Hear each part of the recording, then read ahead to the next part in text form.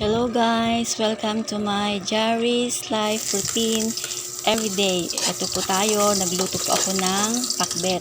Ito po yung klase ng pakbet na Ilocano style. Ewan ko lang po sa ibang sa ibang kabagyan ko kung ito rin ba yung style nila. Kasi sa pagluluto ng pakbet, iba-iba po yan eh. Kanya-kanyang style po. Basta nandun yung isa yung gulay niya. Nandyan yung kalabasa, sitaw, ampalaya, okra, talong, ganon. Kanya-kanya pong style ng pagluluto ng pinakbet. Pero ito po, ito yung isa sa mga klase ng pagluto ko. Medyo masabaw kasi pag pinakbet, lalo pag maganda yung kalabasa, maligat po yung kalabasa, kaya medyo dudurugin po natin yung ilang piraso para medyo malapot-lapot yung sabaw.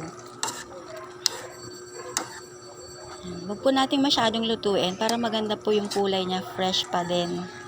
Luluto para fresh green pa rin yung mga gulay. Huwag na lang po natin siyang tatakpan hanggat maaari po.